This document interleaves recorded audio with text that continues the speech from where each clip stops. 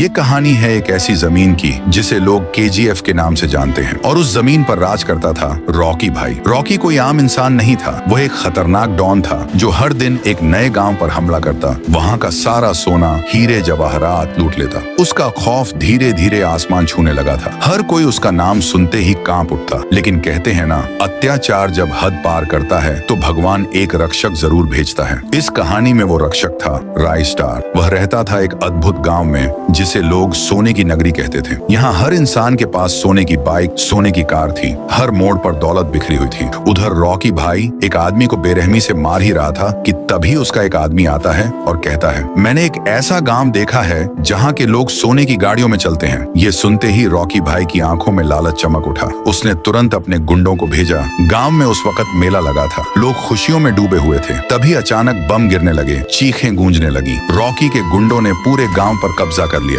गांव वाले चीख चीख कर कहने लगे, हमें जाने दो। लेकिन उन दरिंदों को कोई रहम नहीं आया। गांव के एक कोने में छिपे हुए थे ज्ञान भाई। उन्होंने ये सब अपनी आंखों से देखा और सीधा दौड़े राइस्टार के घर। राइस्टार किसी से बात कर रहा था, तभी ज्ञान भाई हांफते हुए अंदर आते हैं। राइस्टार पूछता है, क्या हुआ ज्ञान, बहुत परेशान लग रहे हो। ज्ञान भाई बोलते हैं, गांव पर हमला हो गया है, जल्दी चलो वरना सब मारे जाएंगे। राइस्टार बिना एक पल गंवाए अपनी लैम्बोर्गिनी निकालता है और दौड़ पड़ता है। उधर गांव में एक गुंडा हंसते हुए बोलता है, अब कौन बचाएगा इन सबको। तभी एंट्री होती है राइस्टार की। जैसे ही आता है, दो गुंडों को हवा में उछाल देता है, तीसरे को पकड़ता है और कहता है, जाकर अपने बॉस से कहना जिस गांव पर वो कब्जा करना चाहता है उसका रक्षक मैं हूँ। वो गुंडा डर से कांपता हुआ भागता है और रॉकी भाई को सारी बात बताता है। रॉकी भाई गुस्से में दहाड़ता है, किसकी इतनी हिम्मत कि मुझे चैलेंज करे, अब तो उसे जिंदा नहीं छोड़ूंगा। अगले दिन फिर से हमला होता है, लेकिन इस बार हथियार नहीं, जंगल से निकले खूंखार जानवर गांव पर टूट पड़ते हैं। तबाही मच जाती है, सैकड़ों लोग मारे जाते हैं। सिर्फ ज्ञान भाई और कुछ लोग ही बचते हैं। रॉकी भाई जोर से चिल्लाता है, कहाँ है तुम्हारा हीरो राइस्टार। ज्ञान भाई गुस्से में जवाब देते हैं, अगर वो आ गया